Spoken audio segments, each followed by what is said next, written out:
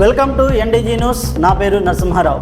కరకట్ట పనులు ప్రారంభం. వచ్చవై మండలం పొలంపల్లి గ్రామ పరిధిలోని కరకట్ట గండ్లు పూడ్చివేత పనులను ఎమ్మెల్యే శ్రీరామ్ రాజగోపాల్ తాతయ్య ప్రారంభించారు. యుద్ధ ప్రాతిపదికన జరుగుతున్న ఈ పనులు పూర్తయితే చుట్టుపక్కల గ్రామాలకు వరద ముప్పు తప్పడంతో పాటు పంట పొలాలకు రక్షణ చేకూరుతుందని ఎమ్మెల్యే తెలిపారు.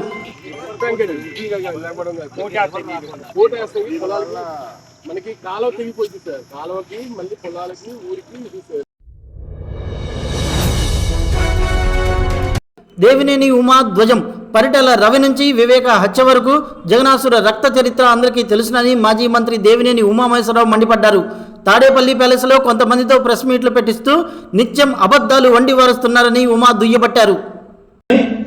మీరు పెంచిన పన్నులు కావచ్చు, మీరు చేసిన దోపిడీ కావచ్చు, విద్యుత్ భారాలు కావచ్చు, నవరత్న మోసాలు కావచ్చు, ఎన్నో నవరత్నాల మోసాలు అయిపోయినాయి. ఉచిత ఇసుక, ఆ రోజుల్లో భవన నిర్మాణ కార్మికులు ఎంతమంది పొట్టను పెట్టుకున్నారు. దళితుల్ని ఏ విధంగా నట్టేటా ముంచారు. ఇవన్నీ కళ్ళ కట్టినట్టు వాళ్ళు ఇవన్నీ మర్చిపోతే ఎట్లా అవుతుంది? మేనమామ అని చెప్పి పిల్లల్ని ఎంత మోసం చేశారు. ఈ వాస్తవాలన్నీ మీరు మర్చిపోతే ప్రజలు మర్చిపోతారా జగన్మోహన్ రెడ్డి గారు?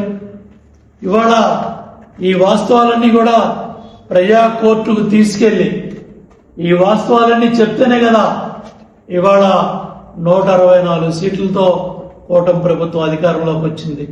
11 సీట్లకు పరిమితం చేశారు. ఇవాళ కూడా మీరు ఫెయిల్ అయినవన్నీ కూడా మర్చిపోయారా? ఇవాళ సూపర్ 6 గురించి మాట్లాడే నైతిక అర్హత ఉందా? ఈ వాస్తవాలు కాదా? ఇవన్నీ నిజాలు కాదా? ఈ ప్రజాకోర్టులో వచ్చినవన్నీ మర్చిపోయారా? వాస్తవాలు ఈ విధంగా ఉంటే అమాయకులైన ముస్లిం మైనార్టీ సోదరులు కూడా ట్రాకుల మీద మరి కుటుంబం ఆత్మహత్య చేసుకున్నది మర్చిపోయారా? బీసీలు వెన్ను విరిచి చేసిన దుర్మార్గాలు మర్చిపోయారా? ఒక్కొక్కళ్ళు మాలాంటి వాళ్ళ మీద 90 కేసులు పెట్టి మర్చిపోయావా జగన్మోహన్ రెడ్డి? అచ్చెన్నాయుడిని పైల్స్ ఆపరేషన్ జరిగితే ఏ విధంగా శ్రీకాకుళం జిల్లా నుంచి జైలుకు తీసుకొచ్చావు? ఇవన్నీ మర్చిపోయావా? ఈ వాస్తవాలన్నీ బీసీ నేతలు ప్రశ్నిస్తే 74 మంది బీసీ నేతల్ని క్రూరంగా ఏ విధంగా ఎట్లా చంపారు? 5,000 మంది బీసీల మీద ఏ విధంగా అక్రమ కేసులు దాడులు పెట్టి చేశారు? మర్చిపోయారా? తోట చంద్రయ్యని ఎట్లా చంపారో మర్చిపోయారా? ఆయన పాత్ర ఇంటి కూడా ఎలా పడేశారో, సబ్బం హరీలు ఎలా ధ్వంసం చేశారో మర్చిపోయారా? అల్లాసీన్ బిల్డింగ్ ని ఎలా కూల్చేశారో మర్చిపోయారా? మాజీ కౌన్సిలర్ రంగన్న కొబ్బరి తోటను కాల్చింది మర్చిపోయారా? జగన్మోహన్ రెడ్డి గారు ఇంత దారుణంగా మీరు ఈ వాస్తవాలన్నీ మర్చిపోయామని ప్రజలను నమ్మించడానికి ఈరోజు మళ్ళీ కొత్త పాటలు పాడుతున్నారు. వైఎస్ జగన్ ఆగ్రహం. మాజీ మంత్రి జోగి రమేష్ పై కూటమి ప్రభుత్వం అక్రమంగా కల్తీ మద్యం కేసులు బనాయించి వేధిస్తుందని వైసీపీ అధినేత వైఎస్ జగన్మోహన్ రెడ్డి మండిపడ్డారు. తంబాలపల్లిలో టీడీపీ నేత తప్పు చేస్తే ఓ బీసీ నేత అయిన జోగి రమేష్ను 83 రోజుల పాటు జైల్లో పెట్టడం దారుణమని ఆయన అన్నారు. మంత్రి సత్యకుమార్ హెచ్చరిక. ప్రధాని మోదీ అమిత్ షాలను విమర్శిస్తే చూస్తూ ఊరుకోబోవని మంత్రి సత్యకుమార్ కాంగ్రెస్ నేత రాహుల్ గాంధీ, వైసీపీ నేత జగన్లను హెచ్చరించారు. తండ్రి పేరు చెప్పుకొని రాజకీయం చేసే జగన్ దేశం కోసం ఎదిగిన మోదీని విమర్శించడం హాస్యాస్పదంగా ఉందన్నారు. ఆ ఓటమిని జీర్ణం చేసుకోలేక ప్రజలు తిరస్కరిస్తుంటే మళ్ళీ దాన్ని భరించలేక ఇవాళ ప్రజల మన్ననలు పొందుతూ ప్రజల సంక్షేమం కోసం, అభివృద్ధి కోసం, దేశం కోసం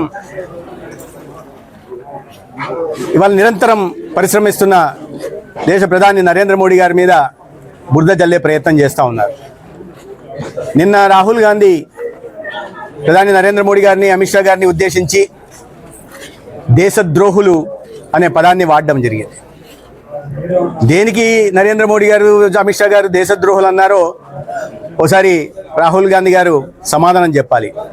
ఎందుకు చైనాకి మీ తాతగారి లాగా లక్షల వేల ఎకరాల భూమిని దారాదత్తం చేయనందుక, లేదా ప్రతిరోజు ఎక్కడ చూసినా ఉగ్రవాద దాడులు జరుగుతుంటే పాకిస్తాన్ని కట్టడి చేసి ఆర్టికల్ 370ని రద్దు చేసినందుక, లేదా కేవలం రాజకీయ లబ్ధి కోసం ముస్లిం సమాజాన్ని వాడుకుంటూ ఉంటే ట్రిపుల్ తలాక్ని రద్దు చేసినందుకు. నందిగామ నియోజకవర్గంలో ఎండలు తారాస్థాయికి చేరాయి. గురువారం నాటికి ఏకంగా 46 డిగ్రీలు రికార్డు స్థాయి ఉష్ణోగ్రత నమోదైంది.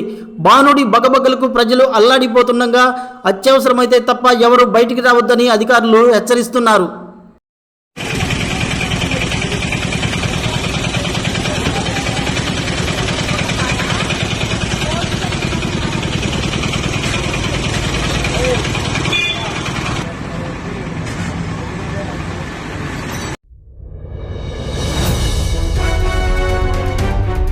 గుడివాడలో కిరీటం కలకలం. గుడివాడ శ్రీ కళ్యాణ వెంకటేశ్వర స్వామి ఆలయంలో భక్తులు సమర్పించిన 461 గ్రాముల బంగారం కిరీటాన్ని తాకట్టు పెట్టడం కలకలం రేపుతుంది. సుమారు ₹1,00,00,000 విలువైన ఈ కిరీటాన్ని కమిటీ సభ్యులు 38 లక్షల రూపాయలకు ఒక దుకాణంలో తాకట్టు పెట్టినట్టు ఆరోపణలు వస్తున్నాయి. మాకెవరికి ఐడియా రాలేదు, మీకు వచ్చిందని అందరూ మెచ్చుకున్నారు చుట్టాలందరూ. ఆ రోజున భోజనాలు, మేళతాళాలు అందరూ బాగా జరిగింది. ఇప్పుడంటే ఇట్లా చేశారు. గోడకు కూడా మా వంశం వాళ్ళు అందరి పేర్లు అంటించారు. మా 4 తరాల వాళ్ళు, మా మన కొడుకులు, కోడళ్ళు, మా అత్తగారు, మా మామగారు, మనవాళ్ళు, ముని మనవరాళ్ళ పేర్లతో సహా రాయించారు. గోడకు అంటిస్తలేదు. ఎన్నిసార్లు ఆ రాయి తీసుకెళ్లి గోడకు అంటిస్తలేదు. మేమేంటే వయసులో అయిపోయిన వాళ్ళు, మేమేంటే చాలా సంతోషంగా ఇచ్చాము దేవుడికి. ఇట్లా చేస్తారని మేము ఊహించలేదు. 70 లక్షలు అయింది. ₹1,00,00,000 70 లక్షలు అయింది.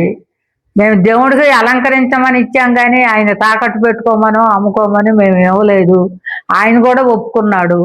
శ్రవణ నక్షత్రం రోజున కిరీటం పెడతాము, భోజనాలు పెడతాము, కిరీటం పెడతాము అన్నాడు.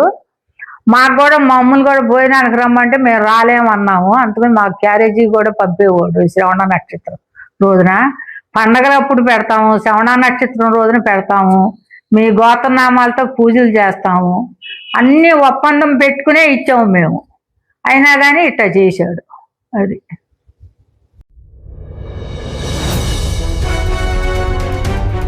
4 మండలాలకు ఆరెంజ్ అలర్ట్. ఎన్టీఆర్ జిల్లాలోని అత్యధికంగా నందిగామ, కంచిచర్ల ప్రాంతాల్లో 46 డిగ్రీలకు పైగా ఉష్ణోగ్రతలు నమోదవుతాయని విపత్తు నిర్వహణ సంస్థ తెలిపింది.